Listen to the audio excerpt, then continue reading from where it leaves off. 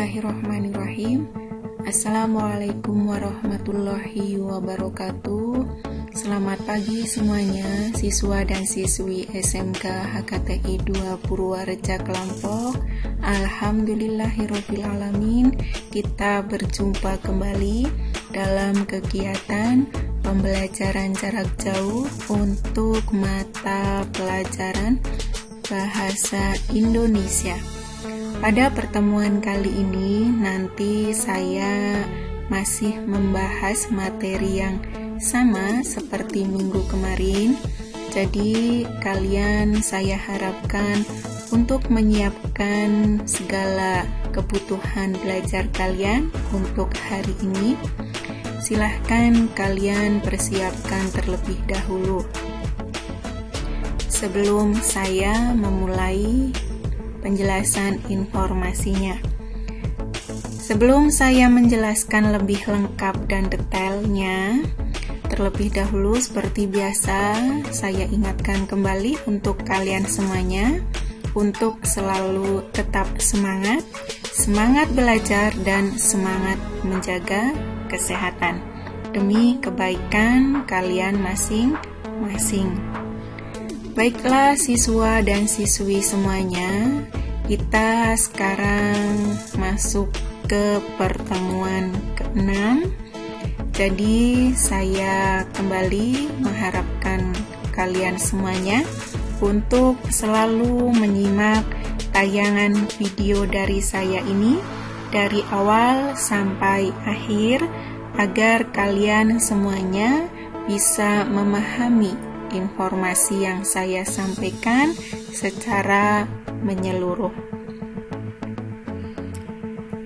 Baiklah siswa dan siswi semuanya, untuk pertemuan kali ini saya akan membahas materi seputar debat. Nah, materi ini saya sendiri yang menyusun dan menyampaikan, yaitu Bu Deni Dwi Yuli Hastuti. Jadi saya mohon untuk selalu fokus dalam belajarnya dari awal sampai akhir agar kalian bisa mengerti, memahami, dan bisa meresapi semua apa yang sudah saya sampaikan dan saya jelaskan. Seperti itu ya siswa dan siswi semuanya. Untuk kompetensi dasar yang akan saya sampaikan pada pertemuan kali ini yaitu tentang KD mengonstruksi permasalahan atau isu, sudut pandang dan argumen beberapa pihak dan simpulan dari debat berkaitan dengan bidang pekerjaan secara lisan untuk menunjukkan esensi dari debat. Ini adalah KD yang akan kita bahas. Yang selanjutnya, tujuan pembelajarannya yaitu nanti kalian diharapkan mampu untuk mengonstruksi permasalahan atau isu, sudut pandang, dan argumen beberapa pihak dan simpulan dari debat berkaitan dengan bidang pekerjaan secara lisan untuk menunjukkan esensi dari debat itu sendiri. Bisa dimengerti ya? Baik, berikutnya ada peta konsep yang akan saya sampaikan pada pertemuan kali ini. Peta konsepnya itu meliputi yang pertama, merumuskan mosi dalam debat. Kemudian yang kedua, menganalisis sudut pandang atau argumen dalam debat. Sedangkan yang ketiga, peta konsepnya atau submateri yang akan saya sampaikan dan jelaskan lebih lengkap, yaitu berkaitan dengan menyimpulkan hasil debat. Jadi ada 3 submateri yang akan saya bahas pada pertemuan kali ini. Paham ya? Baik, saya akan jelaskan satu persatunya dari submateri atau peta konsep yang sudah saya informasikan ke kalian semuanya. Untuk itu silahkan kalian mulai dari sekarang untuk selalu fokus untuk menyimak tayangan video dari saya ini dari awal sampai akhir. Saya mohon tidak terpotong-potong sedikit pun. Seperti itu ya. Baik, saya mulai dari sekarang penjelasan informasinya. Dalam debat dibutuhkan isu, argumen, dan simpulan yang efektif.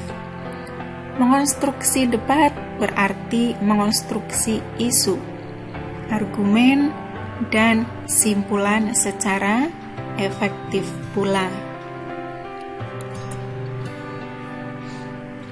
Yang pertama akan saya sampaikan ke kalian yaitu berkaitan dengan merumuskan mosi dalam debat. Mosi adalah topik dalam sebuah debat yang menjadi dasar bagi pihak-pihak yang terlibat dalam debat untuk menentukan sikap apakah mendukung atau menolak topik tersebut. Pengertian mosi ini merupakan istilah teknis yang digunakan dalam teks debat. Bisa dimengerti ya? Baik, saya lanjutkan kembali. Pengertian mosi menurut Kamus Besar Bahasa Indonesia adalah keputusan rapat, misalnya parlemen, yang menyatakan pendapat atau keinginan para anggota rapat. Jadi, pengertian mosi pada teks debat adalah isu atau masalah yang didebatkan. Isu-isu yang dapat diangkat dalam debat adalah isu-isu yang menimbulkan persoalan pro dan kontra. Ini ya, pada bagian submateri yang pertama.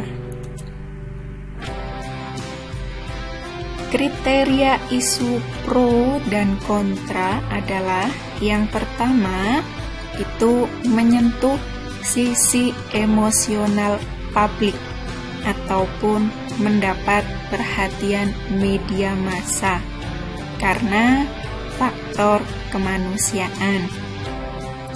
Kemudian kriteria isu yang kedua yaitu isu tersebut menjadi tren atau sedang diminati oleh banyak orang. Ini kriteria isu pro dan kontra dalam debat. Yang selanjutnya ada contoh-contoh isu yang dapat diangkat ke dalam permasalahan debat. Nah, ini contohnya adalah sebagai berikut.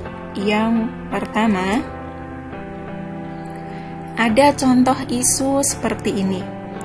Masih perlukah subsidi BBM bagi masyarakat? Nah, yang kedua, hilangnya sumber energi. Yang ketiga, pelanggaran HAM.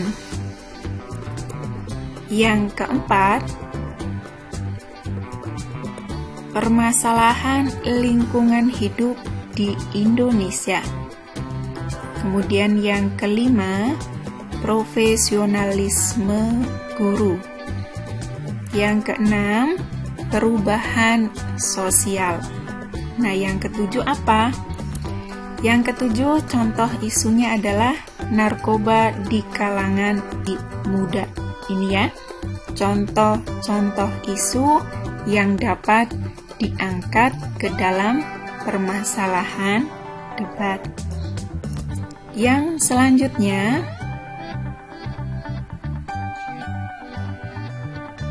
kita masuk ke informasi yang berikutnya, poin kedua, yaitu menganalisis sudut pandang atau argumen dalam debat. Ada sebuah pertanyaan seperti ini. Pernahkah kalian bertukar pendapat dengan teman? Nah, bila terjadi perbedaan pendapat dan masing-masing bertahan dengan argumennya, maka itu disebut debat. Argumentasi dalam debat adalah bagian yang menjelaskan alasan mengapa setuju atau tidak setuju akan suatu hal. Argumentasi disertai dengan ide, analisis, dan bukti yang mendukung. Fakta atau bukti tersebut harus sejalan agar argumen menjadi logis. Ada ciri-ciri argumentasi. Nah, ciri-cirinya apa? Silahkan kalian lihat bersama. Yang pertama itu berisi ide, gagasan, sudut pandang, atau tanggapan seseorang mengenai suatu permasalahan. Kemudian yang kedua, argumentasi disertai dengan bukti dan analisis. Yang ketiga, permasalahan yang dibahas dianalisis secara kritis dan logis. Nah, kemudian nanti disertai dengan kesimpulan. Yang keempat, cirinya adalah dapat berupa solusi atau pandangan menyeluruh dari permasalahan yang diperdebatkan. Ini ciri-ciri dari sebuah argumentasi. Paham ya? Baik, kita lanjutkan kembali. Ada sifat argumentasi. Terdapat dua sifat argumentasi dalam debat, yaitu pro dan kontra. Dalam debat konvensional, formal, atau yang biasa kita temui dalam lomba debat pelajar, kita mengenalnya dengan afirmasi dan oposisi. Argumentasi yang bersifat afirmasi ialah pendapat yang mendukung gagasan dari permasalahan yang diperdebatkan. Sedangkan oposisi ialah pendapat yang menentang permasalahan tersebut.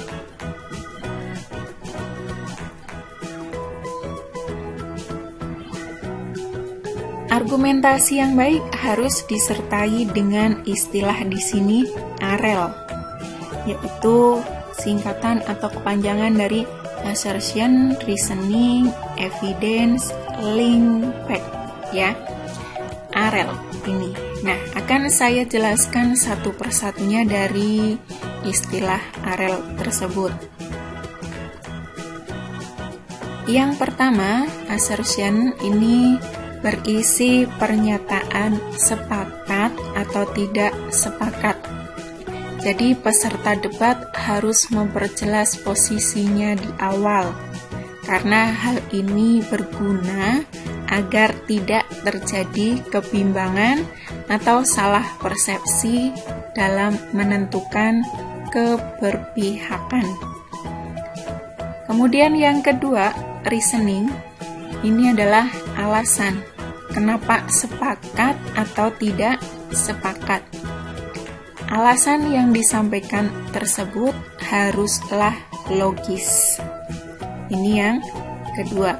Kemudian yang ketiga, evidence, ini sama saja dengan disertainya bukti. Jadi bukti dapat berupa data resmi, surat, hasil riset, laporan penelitian, karya ilmiah, pandangan para ahli, buku, berita, atau sumber pustaka lainnya. Sedangkan yang keempat ada link back. Link back artinya adalah penjelasan terhadap relevansi argumentasi dengan permasalahan pokok yang dibahas dalam debat.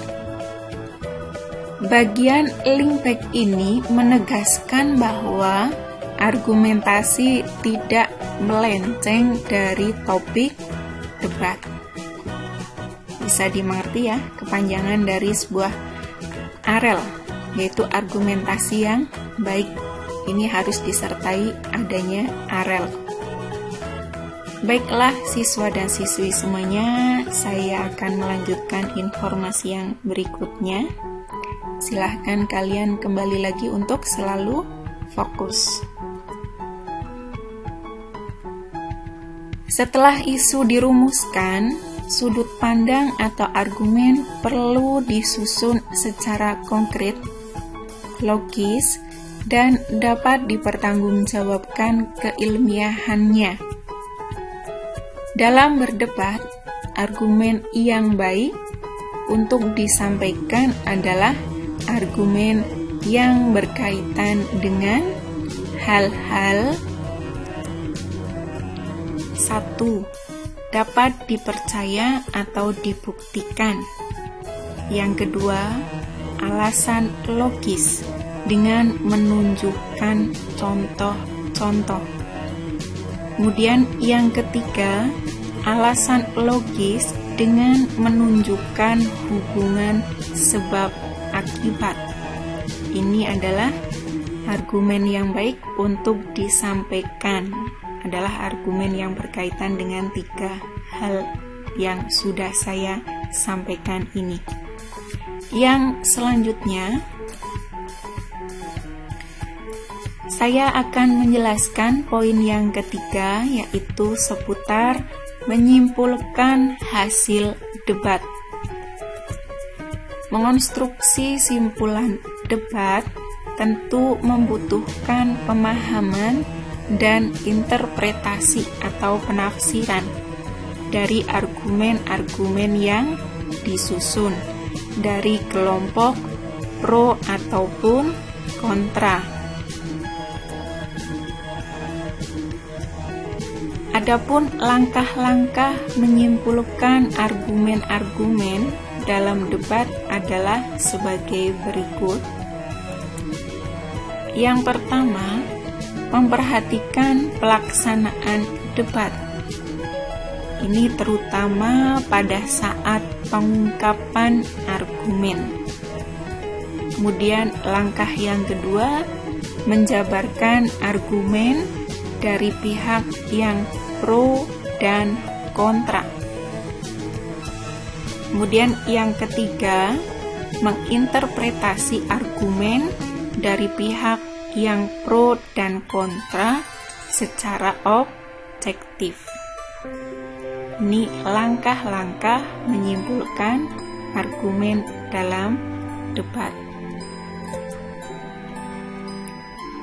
Ya, demikian tadi informasi penjelasannya, ya secara ringkas dan cepatnya.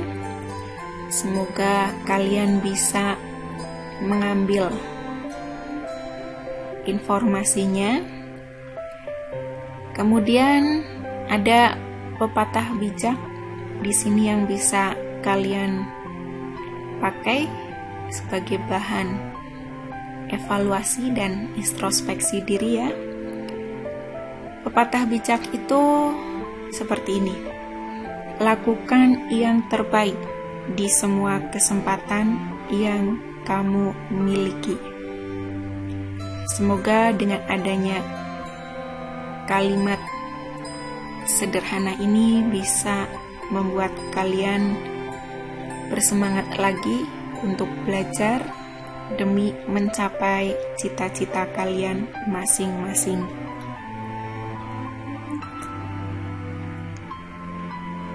Baiklah siswa dan siswi semuanya, mungkin itu saja informasi yang bisa saya sampaikan pada kegiatan pembelajaran jarak jauh kali ini. Semoga bisa bermanfaat, dan apabila ada masih banyak kekurangan, saya mohon maaf. Semoga juga kalian akan terus dan selalu semangat belajar. Saya mohon maaf, saya akhiri sampai di sini. Sekian dan terima kasih. Wassalamualaikum warahmatullahi wabarakatuh.